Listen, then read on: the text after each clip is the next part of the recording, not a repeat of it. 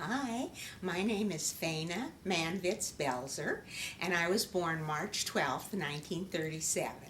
I grew up for the first 9 years of my life in South Omaha, and I have such wonderful, fond memories of growing up in South Omaha with all my family. My mom, Fanny Ostrovich Manvitz, and my dad, Sam Manvitz, owned a rooming house for men in South Omaha. And all the men worked either at the packing house or on the railroad, and they called themselves Gandys when they worked on the railroad. And my dad, besides running this rooming house, actually helped them in other ways. He always took them all to work. And when I got old enough, I used to go with. There were no seat belts and there were no restrictions, and the car was full of people, and I sat on someone's lap. And I always went with him to the packing houses as he dropped people off, and into Sarpy County to the railroad where he dropped off the Gandys. And my mom, for most of the time, was a housewife. But during World War II, my dad was a riveter at the bomber plant, and what is now SAC. And he always said he was too young for World War I and too old for World War II, but he could help, so he was a riveter. Well, my mom ran the boarding house, and I was always around and always helping her. Arnie, my brother, Arnie Mametz, did not come along until I was 6 years old, so I was always with her doing everything at the rooming house or doing stuff with my dad. And I used to go up to the bus and meet my dad when he came home from the bomber plant, and he was still shaking. It took almost 2 hours before he would stop shaking from being a riveter for the bomber plant. And the other things I remember is my grandparents, my mom's parents, Leo and Golda Ostrovich, also had a rooming house for men just 2 blocks from us. And the men there too were packing house workers.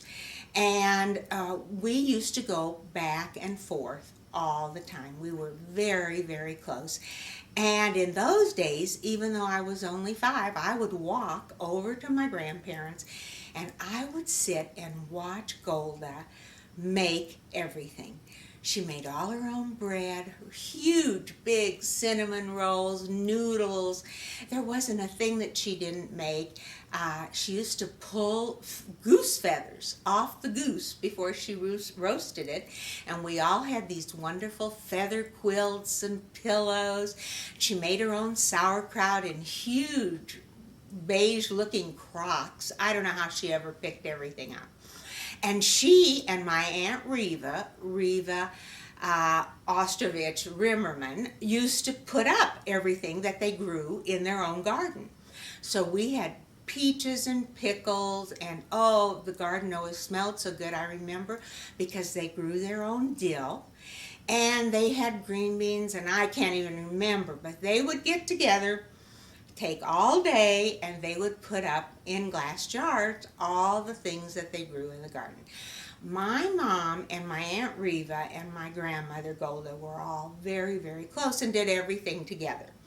So we had Sabbath dinner all together every single Friday night.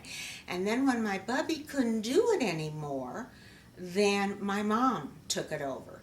And by the time I was 9, we had moved to 47th and Shirley Street, and Arnie was 3. My mom really didn't like me being around all the men at the boarding house. She just really nagged my dad to get out of South Omaha for us because I was growing up and this wasn't good. But I went to Youngman's School in South Omaha and always walked to school with several other people around the neighborhood. And what else I remember spending time with my dad is we would walk everywhere, and we would walk to South Omaha for everything he needed for the house or the rooming house, or my mom would do it, and we would stop in and visit with a lot of other merchants. South Omaha was just a bustling place, and one of the places we often went was to visit my Aunt Ida Manvitz Harris and her husband Harry Harris. They had Harris Fashions in the middle of downtown South Omaha. Now, they had two sons, Jerry and Art, and Jerry Harris and his wife Leona and I are still very close and are in touch, and they live in Denver.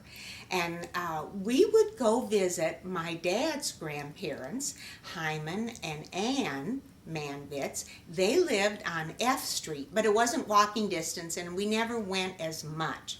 But my dad and Aunt Ida were very, very close. And then they had another brother, Dave Manvitz. And he had three children, Rogine, Helen, and Justin. Well, he started a business called Omaha Compound, where he started out making compounds and chemicals for cleaning into the basement. And then it became a business which is still going today in Omaha, run by his grandchildren, Todd and Lisa. And Justin took it over when my Uncle Dave couldn't, and then now the kids are in the business. But anyway, we would also go over to F Street and visit my grandparents on the Manvitz side, and Art Harris, my Aunt Ida and the two boys moved in with my grandparents when my Uncle Harry passed away. And Aunt Ida still kept the business, Harris Fashions, in downtown South Omaha, but they all moved in with my grandparents. And Art was an artist, so we would all go over there, and he would take time out and he would draw us anything and everything that we wanted. And he went on to become a commercial artist. He worked for Young and Rubicon and was a vice president in New York. And every month when the magazines came out, we would buy the Good Housekeeping and Better Homes and Gardens, and there were several others that are no longer on the market, Collier and things like that.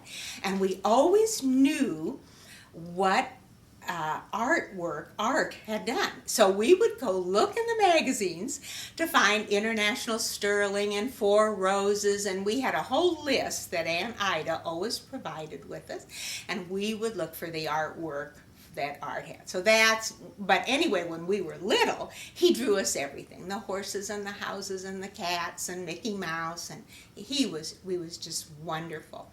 And I remember going to Creighton Stadium when Jerry was a senior in high school, because South High did not have an auditorium or a field or anything. They just had the school. So I can remember going to Creighton, and Jerry was the colonel for RFTC, for our, what is it, the Army, oh God, I can't think, I have a mental block. ROTC. And he was the colonel and led everybody, and we were all so proud of him, and it was really fun.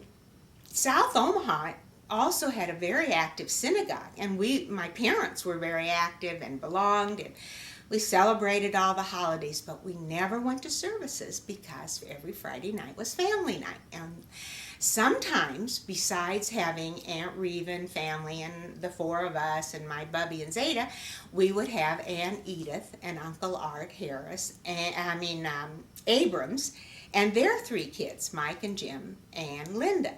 And sometimes we had Uncle Phil and Aunt Sarah Ostrovich and their two children, Alan and Bernie. And my grandparents, would have all these kids over, and then they would say, we'll never do this again, it is too noisy, and the next Friday they'd have us all over again. Although most of the time it was just Aunt Reva and my mom and Bubby and Zeta. And Zeta, Leo Ostrovich, was also a shoemaker. So besides having the rooming house that they had a small shoe repair business. My grandparents, Leo and Golda, came from Poland. And Zeta went to New York and worked as a shoemaker. And that's how he earned enough money to send for his wife Golda, and Uncle Phil was born. And the girls were all born in the United States. And he made enough money to send for them and bring them over. Then they moved to Omaha. And the reason they went to Omaha is because their cousin, Gisha Weiner, lived in Omaha, and actually in South Omaha. And so that's how they ended up in Omaha. Now, my grandparents on the Manvit side, Hyman and Ann, they ended up in Hudson, New York. And they had a very hard time. My grandfather would get a job every Monday, and he would work till Saturday. But they would fire him on Saturday and tell him that he hadn't worked all 6 days, and they wouldn't pay him. And they did this, I'm sure it's an old story, to many, many immigrants. So they decided to go into business for themselves, and they bought a horse and a wagon to sell ice cream. And this con man told them that the best horses to buy were the ones without teeth. They were the strong horses. So they bought this horse without any teeth, and they hooked it up to the wagon and got the ice cream, and the horse dropped dead. So they were just having a very, very hard time. And my grandparents on the Mammoth side had all 3 children when they came to New York. They had all been born in Russia. So they had a cousin named Fanny Goodson, and she lived in Omaha. And she said, "Come, you'll live with me, and I will get you a job, and you will not have these horrible conditions." So they moved to Omaha. So that's how my grandparents ended up there. And Fanny Goodson was wonderful to them, and I knew her. She used to come back and visit us.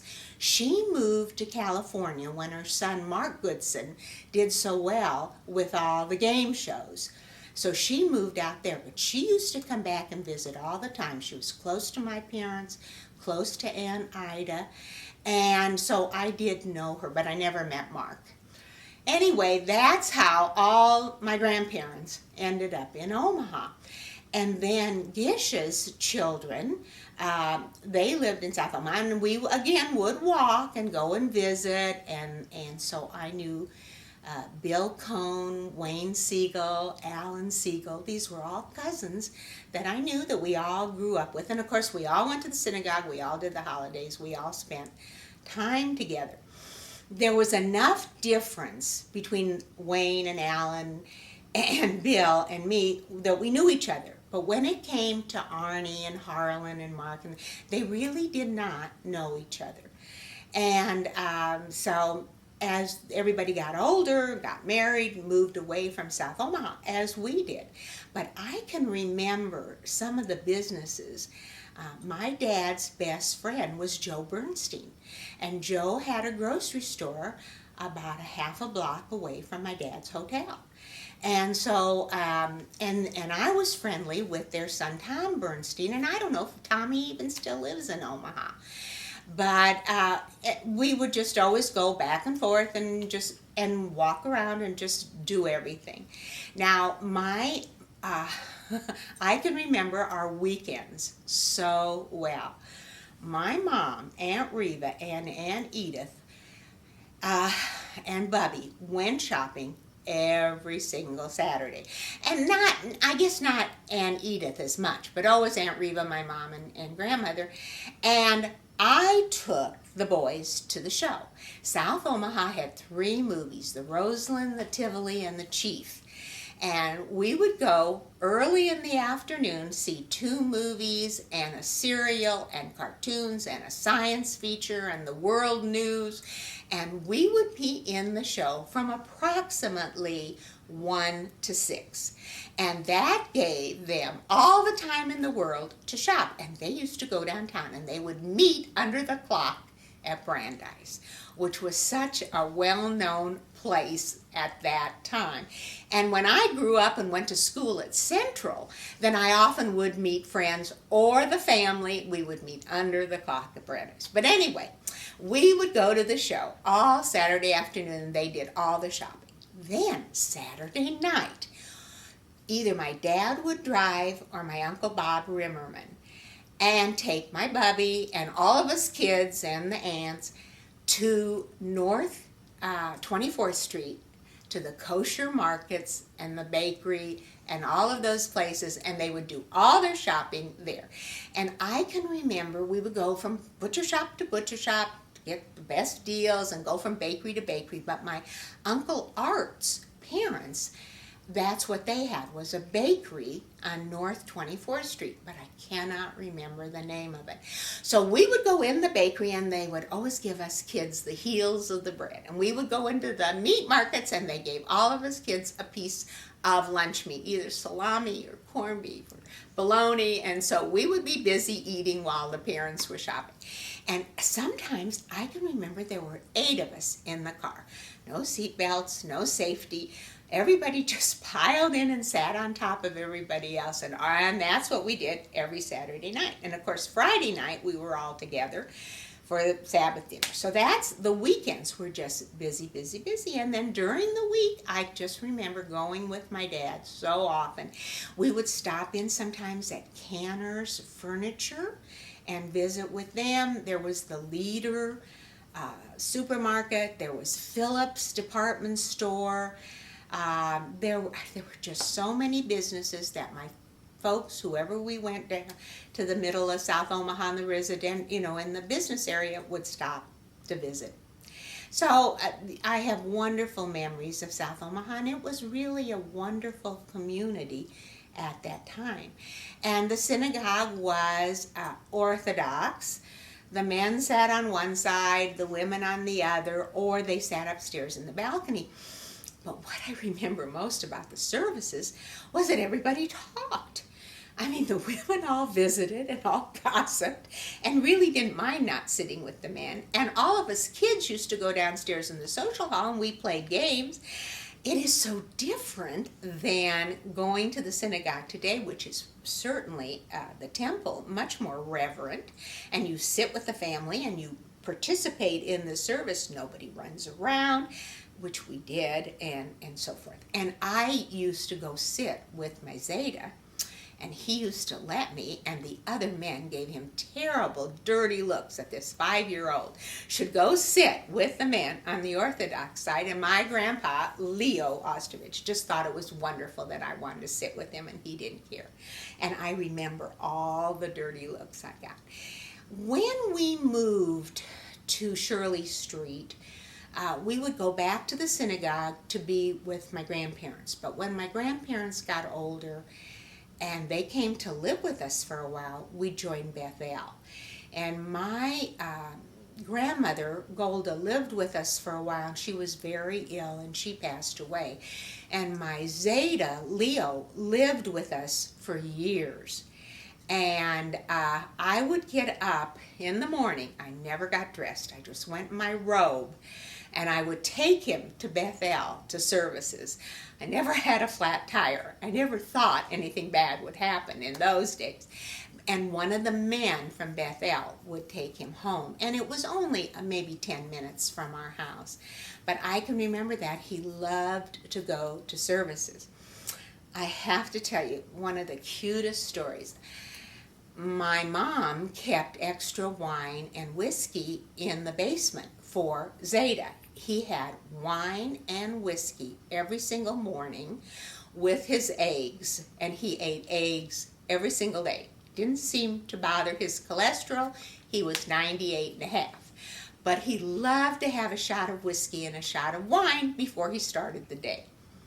Well, my mom one day complained that the wine and the whiskey in the basement was evaporating, and she didn't realize that my Zeta was going down to the basement and having an extra drink, and we just roared. And she said no, her father would not do that. He had enough in the morning, and oh my God, that was just the funniest story. My folks really put up a lot with having my grandfather. He got in the mood to do things, and he would go cut down a bush, cut down a tree, One day he painted the kitchen while my mom was gone.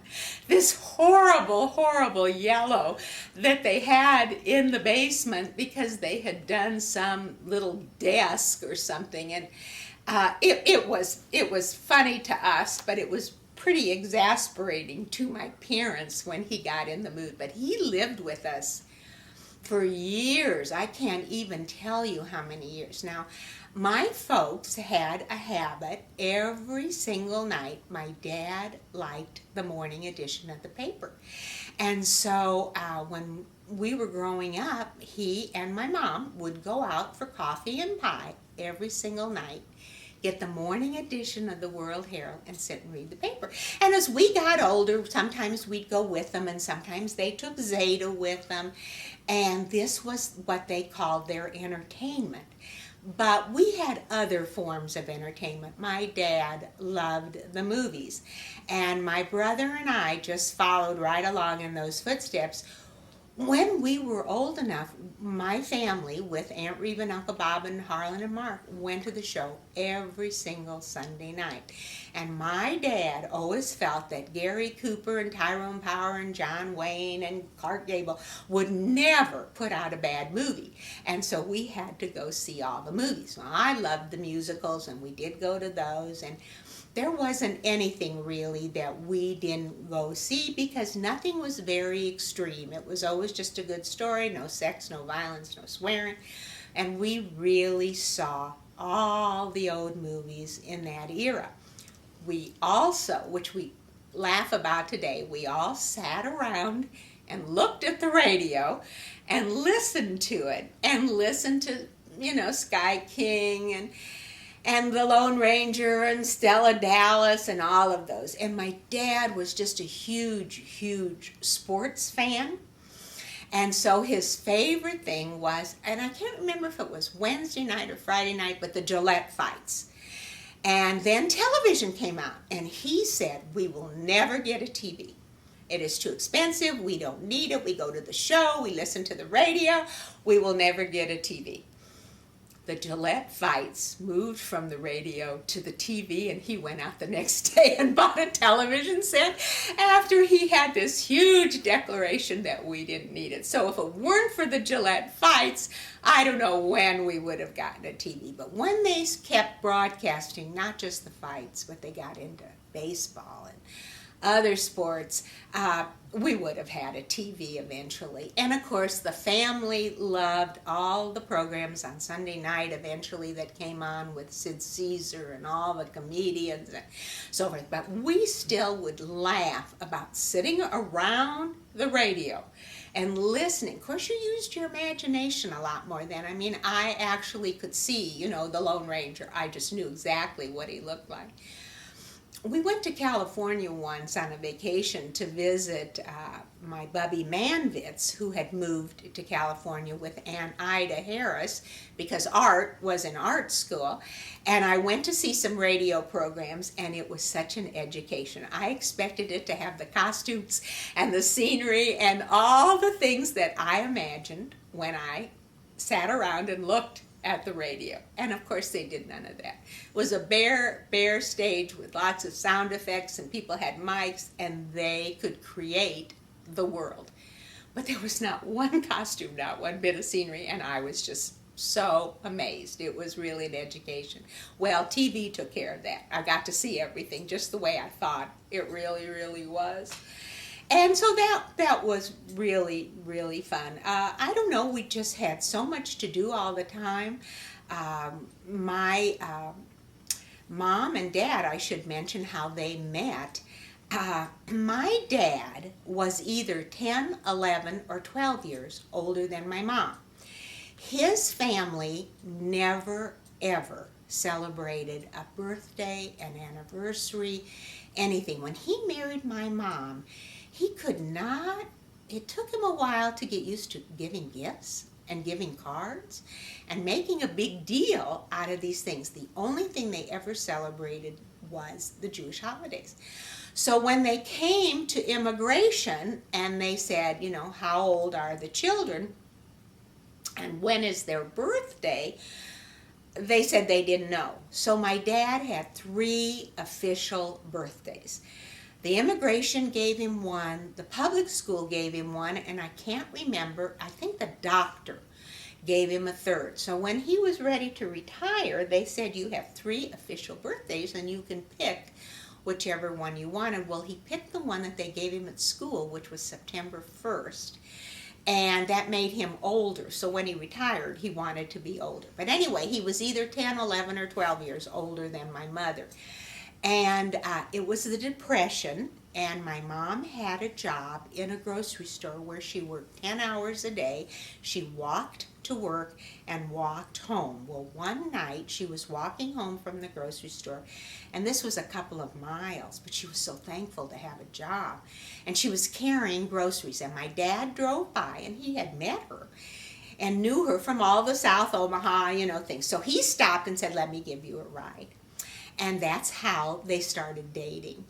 And then they got married, and then, as I said, my dad bought the rooming house from his dad and continued it. My dad actually had to quit high school his sophomore year to help support the family. And my mom did graduate from high school. And my mom also played the violin. And I guess she was very, very good at it, everyone in the family said. And then she developed eczema.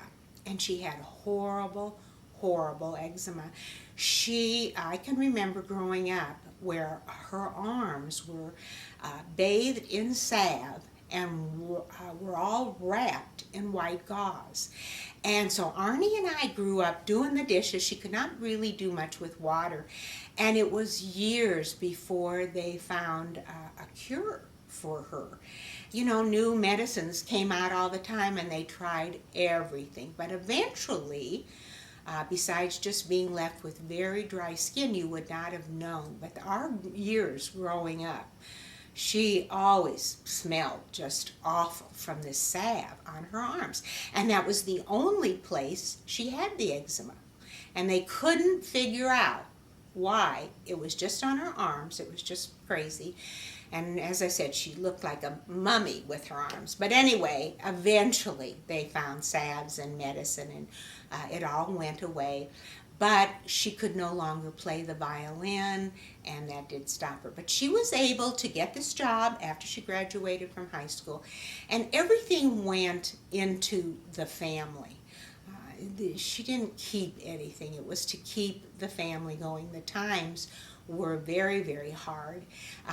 So besides having the grocery store, or rather the hotel and the shoe repair place, my grandparents, Leo and Golda, opened a small grocery store to try to make ends meet. Now the grocery store and the hotel and the shoe place were all close together, and they were just like half a block away from Joe Sherman's chicken place. And that was just awful. It just smelled terrible. But since everybody in South Omaha grew up with the packing houses, nobody seemed to notice. And so the grocery store did fine. It was just amazing to me.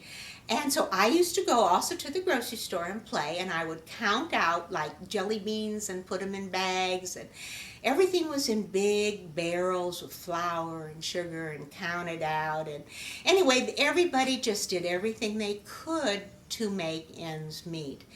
And it really wasn't until after the war that my family did better, all of them, and really prospered a little bit more, and things weren't so bad. But they never got over the habits of the Depression.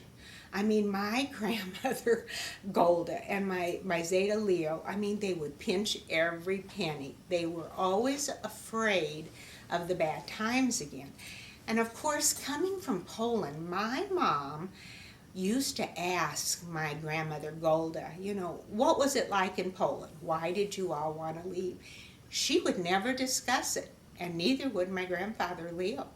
They never would say a word about Poland, and said, you don't want to know, it's terrible, we don't want to remember. and not one word. So, besides knowing that my grandparents were an arranged marriage, they met 2 nights before they were wed, so they could, visit a little, I guess. And and then 2 days later, they were married. Their parents arranged everything.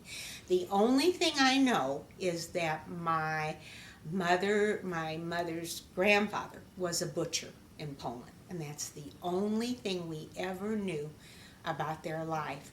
But my grandfather Leo used to talk all the time about all the things he had seen in his life. He still could not get over the telephone, the radio, an airplane, electricity.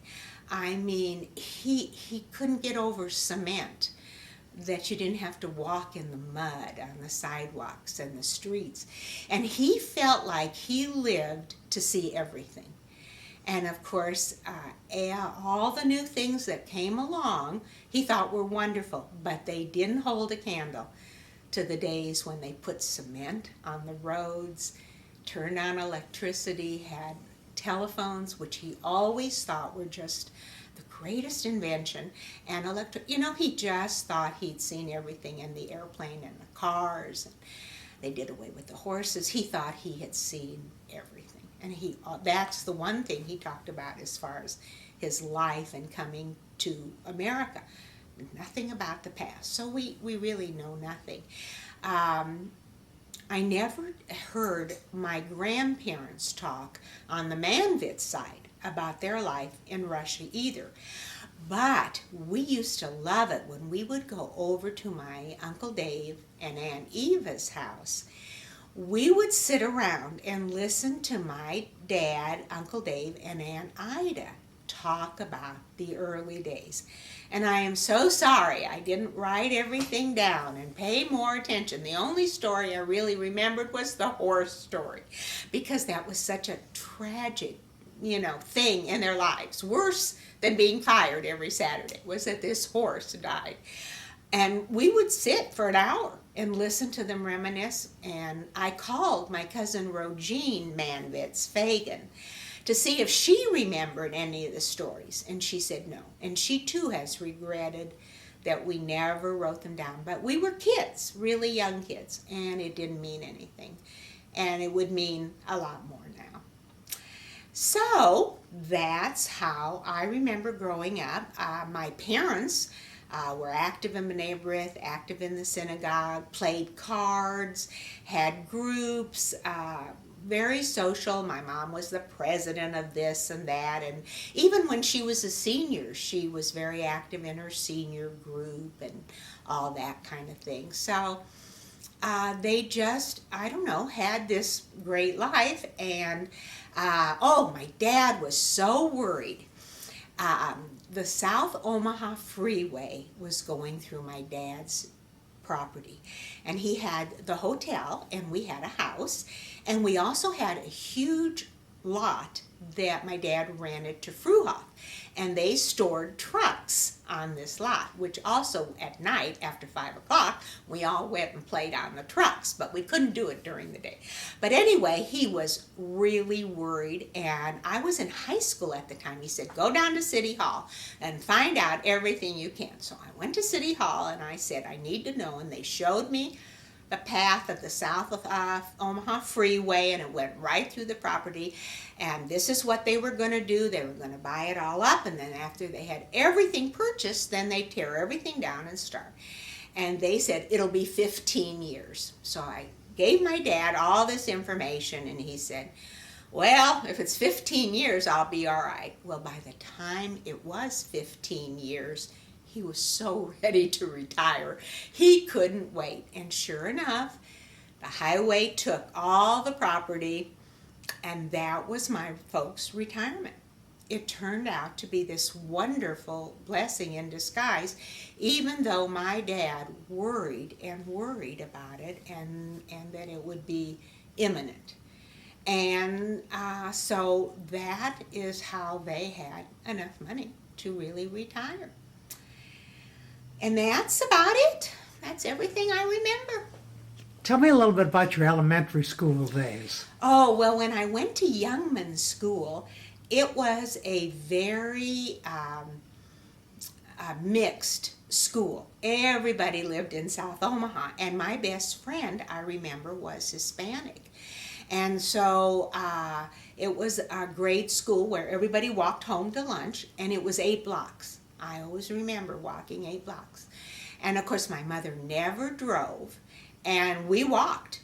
And all of us, boots and gloves and scarves and so forth, but everybody walked. Nobody had a carpool or had a bus or anything. But we walked 8 blocks to Youngman School, came home for lunch, turned around and went back. And I just remembered everybody got along, and it was a very nice school, and everybody learned, and I don't really have any particular memories besides my best friend Christina and walking in the winter to school. And if you say that to the kids today, they all, oh sure, it was so terrible. But Omaha was always bitter cold. And I can remember, that we would have 19-inch snows. Now, we didn't have school when we had 19 inches. But, 5, 6, 7, 8 inches, we all went to school. Somebody walked first and tramped down the snow. But that's really all I can remember about grade school in South Omaha. By the time we moved to Shirley Street and I was 9 years old, I can remember Beals School very well. And as I said, by the time I moved, Arnie was only 3, but we were exactly 3 houses away from Beals School, which was just such a treat for me not to have to walk through all that snow. But Beals, too, there was a ton of kids, although from the neighborhood, nobody, was bussed in, and we all just had a great time. I really don't have any very specific memories except waiting to be in 8th grade so I could do safety patrol and nurse's aide, because you couldn't do anything to help in the school until you were in 8th grade. But in 8th grade, you got to do everything. The other thing I remember about Beals School is that every single night, all the kids in the neighborhood went to Beals, and we played over there. There were always 12 to 20 kids playing something at Beals School every night because we lived so close. And my cousins Harlan and Mark always came over if they didn't have anything to do to play at Beals with all these kids. My neighborhood was full of kids. One of the neighbors had 12 kids. Now, they're living in a house about the same size we were living in with 4 people. They had 12 kids. They made the basement into a dorm.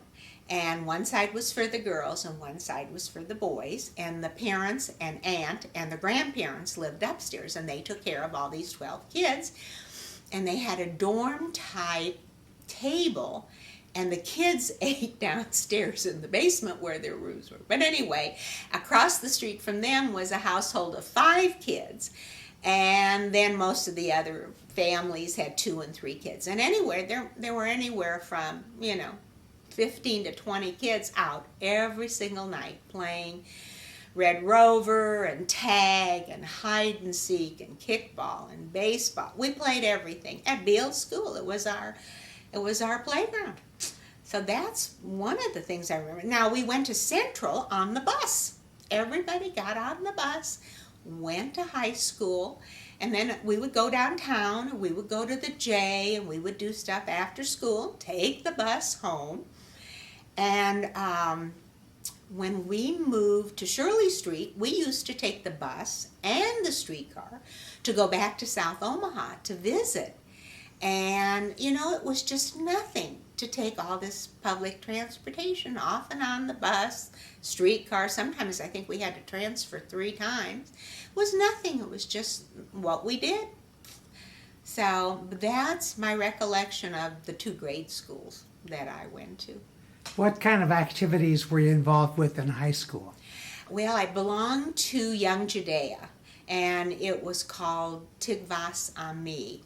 And so we did things for Hadassah, Young Judea, and always had fundraisers and that kind of things. And then we had parties, and we had competitions of different kinds with the other youth groups. Hadassah had a group, Young Judea had a group, BBYO had a groups. I don't know, there were just a lot. So we did a lot of things together. Stage night was always one of my favorite things, where the groups got up and entertained. We had meetings. We always were at the center after school and on weekends. We went to watch the kids play baseball and basketball and whatever sport someone was in that we knew someone, we always went to watch. We had parties. I don't know, I was always busy. I never, it just seemed like the thing to do. And I did study. So high school was very busy and fun. And I still am in touch with one friend from high school, Teresa Kahn Stiss. They live in Florida. But otherwise, I have really lost touch with a lot of the people that I was very friendly with in high school. Now, I've never gone to any of the reunions, but I've always gotten the book. We had a huge class. We had over 500 that graduated from Central when I was a senior. And it's surprising. I guess it shouldn't be. I mean, it's certainly a way of life, but it's surprising to me when I look at the reunion booklets how many of my classmates have passed away. And it is just a huge percentage. Now, the first person who passed away from my senior class actually died the summer after we graduated. He joined the Army, and he was in a truck in the United States, and the truck had an accident, and he was killed. And that was, a huge funeral. We all went, and here was this boy that was just graduated, a senior. He wasn't out of school. It was either July and August, like 2 months, and so that was the first death from our class. But it is just amazing to me to read the percentage. And of course, I recognize so many of the names, even though I really did not know everyone in the senior class. There were just too many of us. But I certainly did know all the Jewish kids. We were at enough activities and so forth that I knew who they were. And whoever thought my sister-in-law, who I went to high school with, would end up being my sister-in-law, Phyllis Steinberg Belzer, who married Dave's brother Ed. But we went all through high school together, had a couple classes together, and were always friendly, but we didn't do things together. So that's what I remember from high school. And the biggest treat for me in high school was driving. Getting my driver's license, learning how to drive, and that I could run errands and take Arnie and do things so I could practice driving. That's what I remember from high school. I met Dave Belzer several different times. He was always around. He was very active as an advisor for AZA, so he was a chaperone. Lots of parties, lots of activities. He was at the games, the sports. He was always just around. So I had known him more or less for years. And then I guess we really became friends and started dating when we both worked at the center camp, resident camp. He was head of the boys' village and I was head of the girls' village. And this was the summer, I think, that I graduated college. I think maybe that was it. And then we just started dating, and Dave went back to school, went to Nebraska, and he had gotten his undergraduate degree in business. But he really always loved being with the kids, and was a great advisor, and everybody loved him, and he loved what he was doing, and he decided he would do much better with that as a profession than business. And he used to work for Merchant's Bakery, and he was a salesman. And then he went back to school and got his master's in social work, in group social work. And then he got a internship at the Jewish Community Center in Kansas City. And that's, so we got married the summer before we moved here to Kansas City, and he started his internship or residency at the center, which was supposed to be 2 years. But he liked it here, and they liked him, and he loved working with BBYO and the kids, and we ended up staying here forever. So that's how we came to Kansas City. That's how Dave went back to school. But honestly, I don't know when I met him. He was always around. He was at all the teen activities as a chaperone. He was 5 years older than I was, and I just always knew him.